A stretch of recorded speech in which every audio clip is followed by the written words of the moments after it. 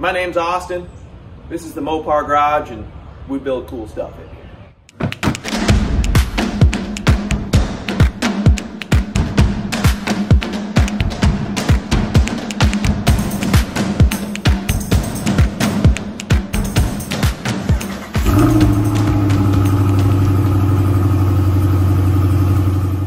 Back on the Shelby today, guys. This is for those of you who haven't been following along, our 1986 Carroll Shelby Daytona Turbo Z Dodge that we are kind of, I wouldn't say a frame-up restoration, but restoring. Last video, we pulled the head off. I'd love to put the head back on, but we're waiting for the turbo to get rebuilt. So until that turbo is done, we can't put the head on because the head and the turbo, it would be way easier to just put it all back on together. But we got plenty of odds and ends to do. If you guys haven't followed along with this build, click up here. We've got our new constant velocity shaft that we can throw in. I want to do a water pump, which I have over here. I did order a water pump. I want to make this thing as reliable as we can for when we do rallies and stuff with it. Not that it's ever going to be reliable. It's an 80s Chrysler product, but might as well do the water pump while the water's all out of it.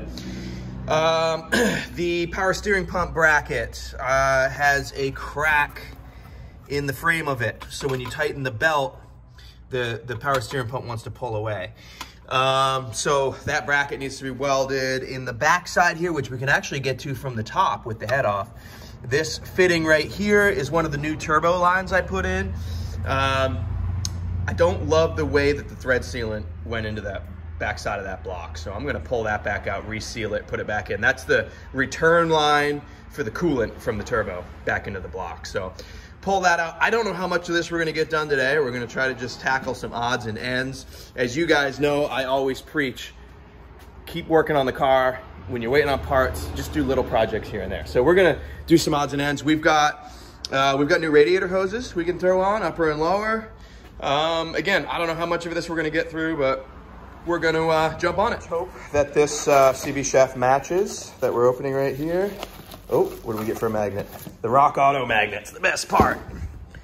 Oh yeah, I got the Wagoneer. Okay, continue the collection. I say it every time I walk over to these magnets. I want a Ferrari 308 so bad, and I'll never have one because I'll just never be successful enough in life. Product comparison. CV shafts for this thing are weird. It's like impossible to find the OEM style looking ones. Length looks correct. Slightly different looking, but I don't think that matters. It doesn't have a ripped boot, so we're already doing better than the original one. The length of the splines and everything looks correct. Yeah, I think this one's gonna work. We even get a new castle nut here. Spindle nut, what a rush. All right. Slide this baby into our transaxle. We can finally cover up this hole in the transmission that's been open for ever.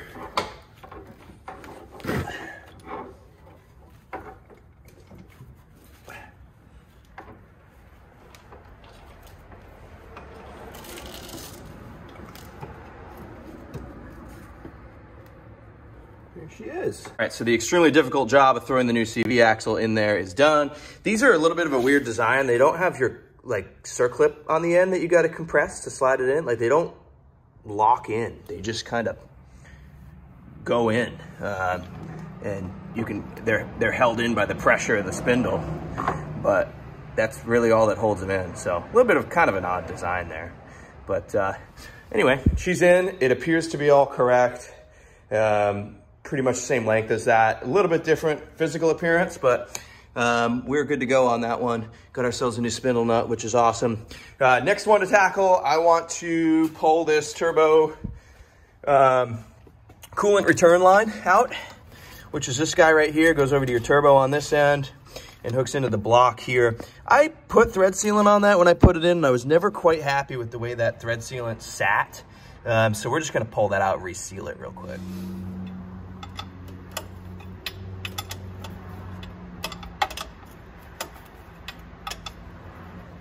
So it probably would have been fine, but there's this gap in this sealant right here that I put in, and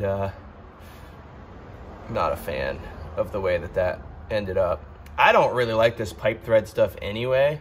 So what I went and did was I got this high temp liquid thread sealant. And I think that's gonna be more like it. So apply some of this and it should go back up in. All right, so our fitting's on there. Now we just gotta work our actual turbo line onto that fitting. Again, I'll put some thread sealant probably onto the fitting itself up there. And we'll throw this end of the turbo line on and that job will be complete. Right, while we're under this side here, take a look at the water pump. Looks pretty simple. I got my new one here. Comes with a new gasket, O-ring. And then the pump itself looks very straightforward. So it's just this outer, it's not a whole unit, it's just this outer plate or outer piece that comes off and your impeller's attached to it. So we'll throw that on today too, why not? First step is to pull this guy off.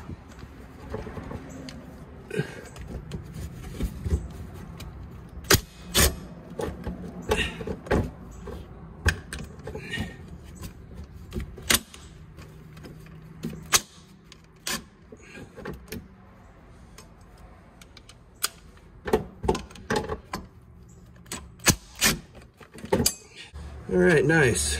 We don't have to deal with anything being pressed on with this pulley. Love that.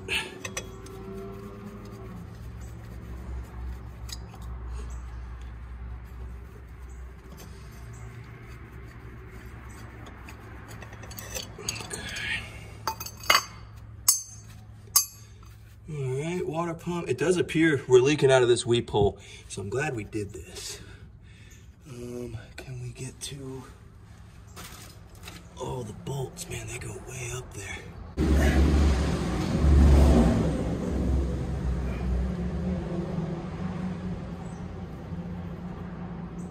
Yeah, that bearing is no good, but you know what?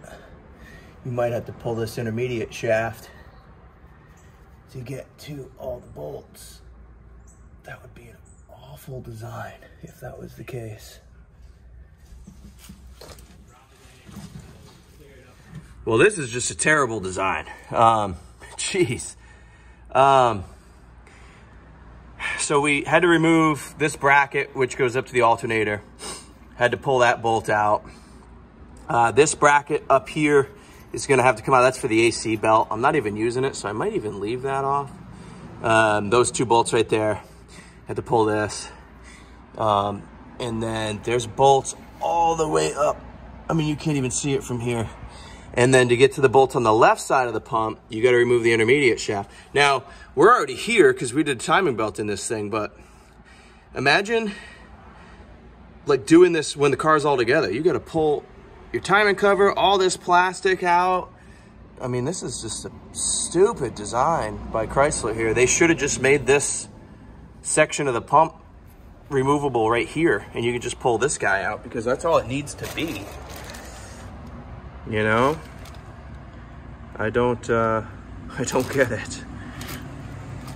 All right, so I got this bracket off of here. That's for the idler pulley for the AC belt, which I may actually leave this off because I don't think this car is gonna have AC when I'm done with it. So that may stay off of there, but that allowed me to get up into the bolts up in here.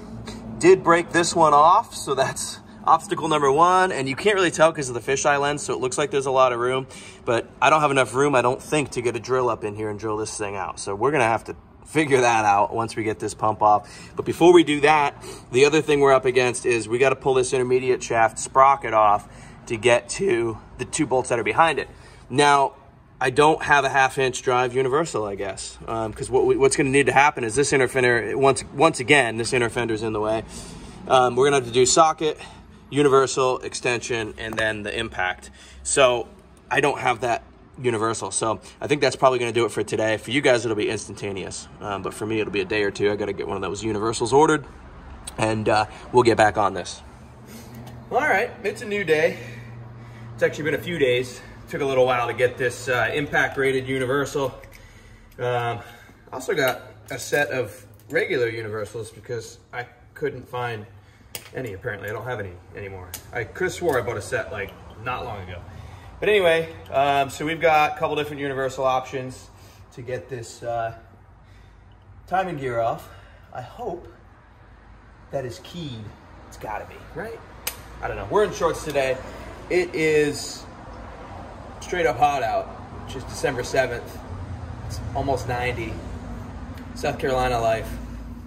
All right, let's try this.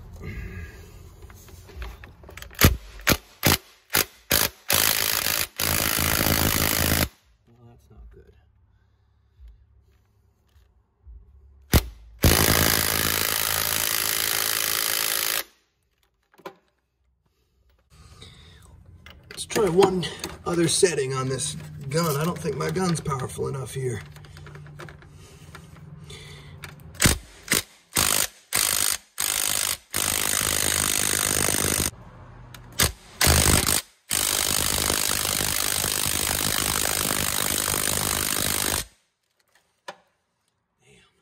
All right, gonna try one more thing here. I've got my gun in super breakaway mode. And I just charged the battery. See if a fresh battery will give her enough juice. Get a glove on here. Okay.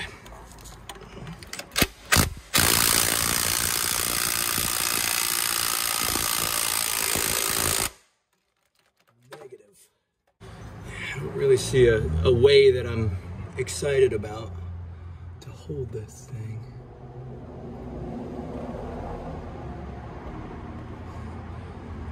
Don't want to damage it. Who knows if you can even get this anymore. So, gonna have to, this is the only 1/2-inch impact I've got. I know, shame on me. Gonna have to borrow one. Let's get some more juice. I think that's what it comes down to. Dang it. This video is gonna have to go into 2 parts because the old Makita let me down. This thing, it's not very big, but it's never failed me before.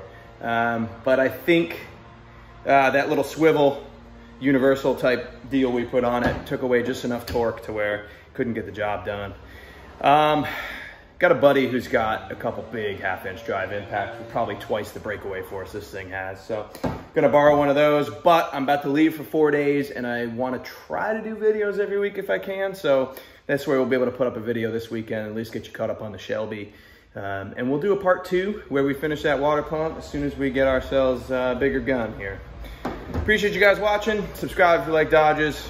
We'll see you on the next one.